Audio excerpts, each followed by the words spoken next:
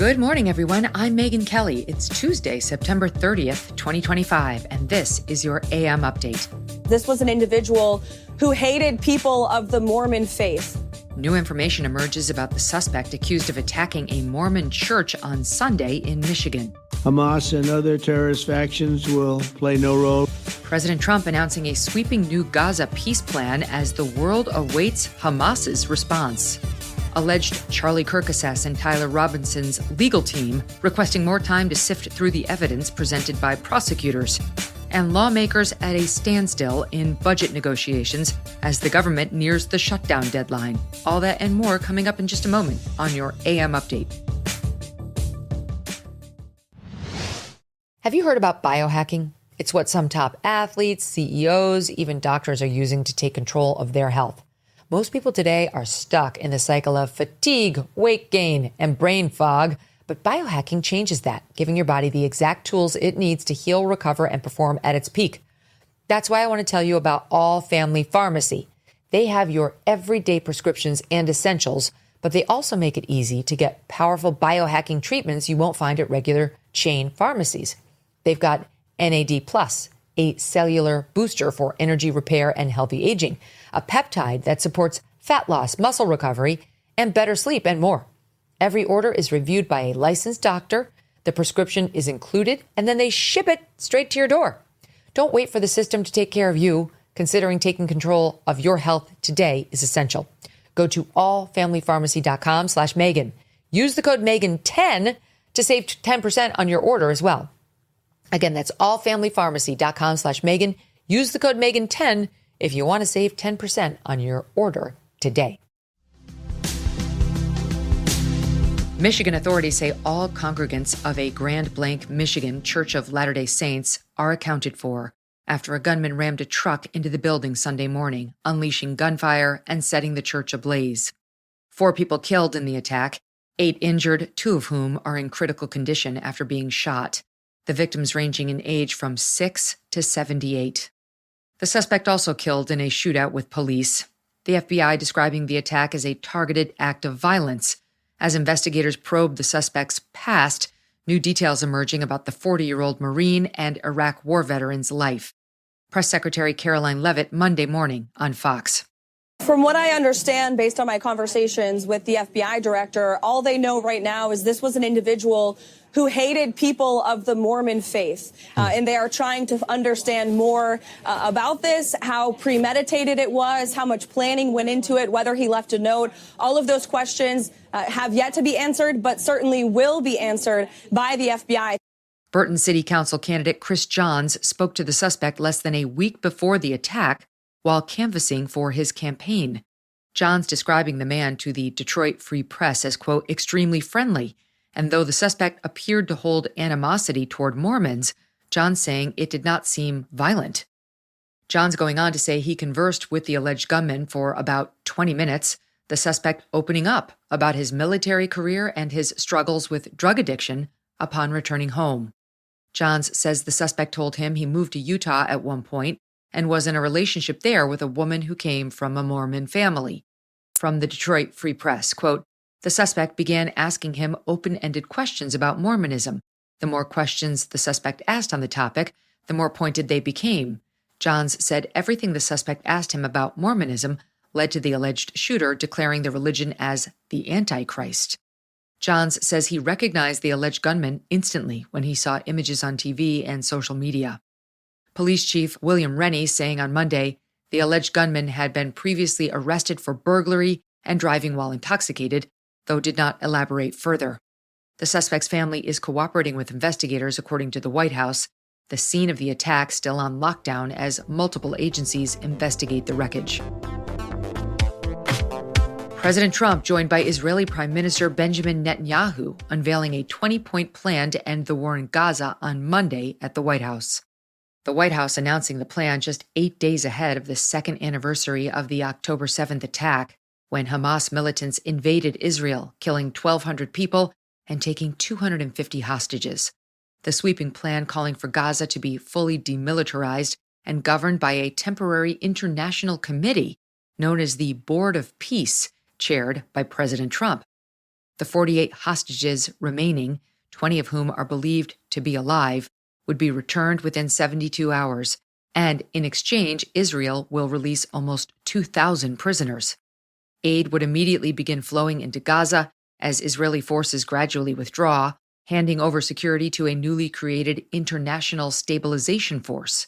Hamas members who disarm will be granted amnesty and allowed to leave Gaza, though no one will be forced to move anywhere. The area will be redeveloped as a special economic zone with international oversight until the Palestinian Authority completes a reform plan. If all conditions are met, there is a possibility of eventual Palestinian statehood. President Trump describing the proposed temporary governing structure. To ensure the success of this effort, my plan calls for the creation of a new international oversight body, the Board of Peace, we call it this. So it would be headed by a gentleman known as President Donald J. Trump of the United States. That's what I want, is some extra work to do, but it's so important that I'm willing to do it, and we'll do it right. And we're going to put leaders from other countries on, and leaders that are very distinguished leaders. And we'll have a board, and one of the people that wants to be on the board is the UK former Prime Minister, Tony Blair, good man, very good man, and some others. And they'll be named over the next few days.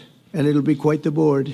Working with the World Bank and others, it will be responsible for recruiting and training a new government that will be made up of Palestinians, along with highly qualified experts from all around the world.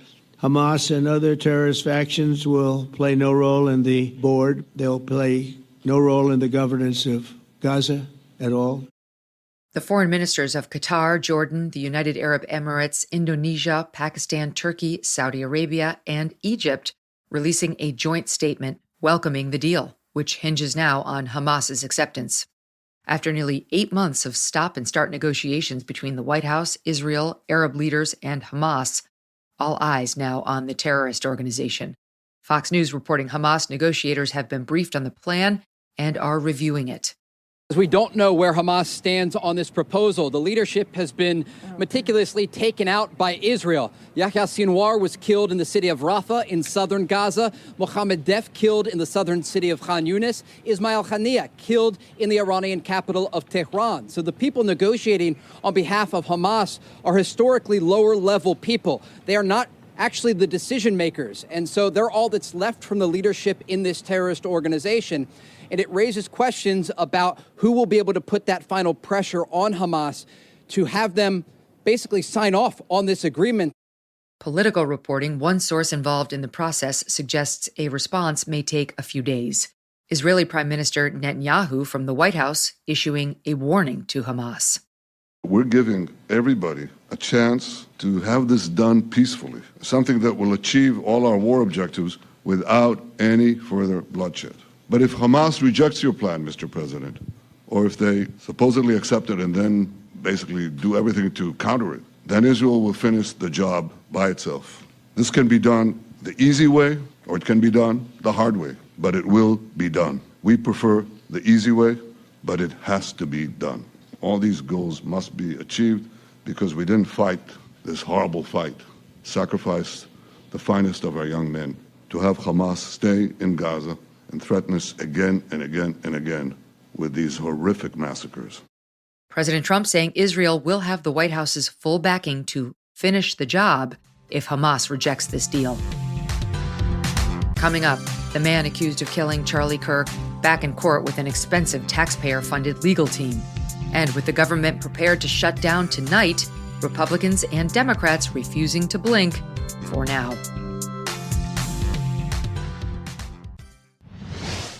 It's the time for Medicare annual enrollment again. The mailers, the robocalls, the texts, blowing up your phone. It's a circus. But this is the one Medicare message you actually do need to hear. Medicare plans can change every year. So even if you think you're good with your current plan, you have to look at what's coming for 2026, or you could lose coverage for things you depend on. This is why I want to tell you about Chapter. They look at every plan in the country to make sure you're not getting ripped off. On average, they save people $1,100 a year. Look, I know you don't want to deal with this. Nobody does. But Chapter can check your options out in under 20 minutes. If your plan is the best one for you heading into 2026, great, you're done. If not, they're going to help you switch. No gimmicks, no high-pressure sales, just straight talk from people who know what they are doing. Call Chapter today at 27 Medicare for peace of mind. That is 27 Medicare to speak with a trusted advisor today. Charlie Kirk's accused assassin, 22-year-old Tyler Robinson, appearing by phone in court yesterday for a routine status hearing, speaking only once to confirm his presence on the line. Robinson dialing in at the request of his newly appointed defense counsel from the Utah County Jail, where he is being held without bond. The hearing, lasting about 10 minutes, District Court Judge Tony Graff previously determining Robinson cannot afford a lawyer, formalizing Robinson's 3-person defense team. The court enters findings that the combined experience of counsel meets and exceeds the requirements of Rule 8. Utah law requires the court to appoint 2 or more well-qualified attorneys in death penalty cases where the defendant is indigent. Last week, the Utah County Commission approving a $1 million contract funding both Robinson's legal defense team and the prosecution. Attorney Catherine Nestor named Robinson's attorney, Michael Burt and Richard Novak appointed as co-counsel. According to Deseret News, each has decades of legal experience, including extensive work on death penalty cases. The prosecution yesterday confirming an open line of communication with Robinson's defense team to share a, quote, substantial amount of discovery. Lead defense attorney Nestor asking for more time to review the documents before making a decision on whether to proceed with a preliminary hearing. It is not our intent to waive a preliminary hearing in this matter. We are going to be seeking that one be set. However, based largely on what the state just referred to as far as voluminous nature of the discovery materials, we do think it would be prudent to simply reset for another conference, another waiver hearing, a little bit down the road, where we have a better idea once we start seeing the discovery as it rolls in. I do recognize we're going to be getting that first batch in 5 days, but it's my understanding from our meeting today that there is massive amounts of digital that is going to be coming, and until we can kind of get our heads around exactly what we're dealing with and how much we need to process, it's going to be difficult for us to give you a reasonable expectation of when we will be ready to do the prelims. Judge Graff setting the next court date for October 30th at 10 a.m., where Robinson will appear in person for the first time. He faces 1 count of aggravated murder, 2 counts of obstruction, felony discharge of a firearm, 2 counts of witness tampering, and commission of a violent offense in the presence of a child. Congressional leadership meeting at the White House yesterday as the government's funding is set to run out at midnight tonight, walking away without a deal. Senate Minority Leader Chuck Schumer and House Minority Leader Hakeem Jeffries after the White House meeting yesterday. It's up to the Republicans whether they want to shut down or not. We've made to the president some proposals.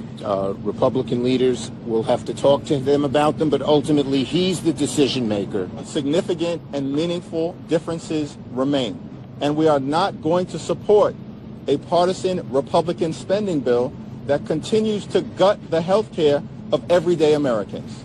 Period. Full stop. House Speaker Mike Johnson and Senate Majority Leader John Thune putting it this way. They wanted to restore taxpayer-funded benefits, okay? Hard-working taxpayers in America.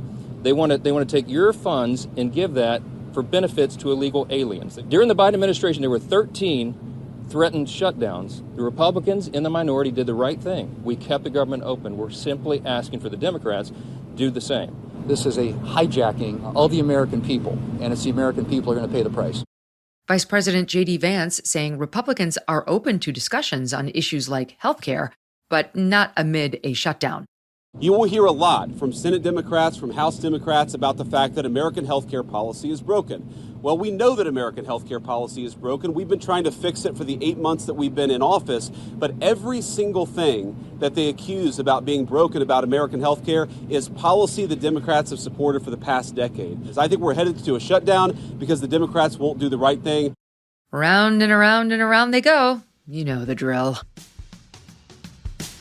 And that'll do it for your AM update. I'm Megyn Kelly. Join me back here for the Megyn Kelly Show, live on SiriusXM Triumph Channel 111 at noon East, on youtube.com/Megyn Kelly and on all podcast platforms.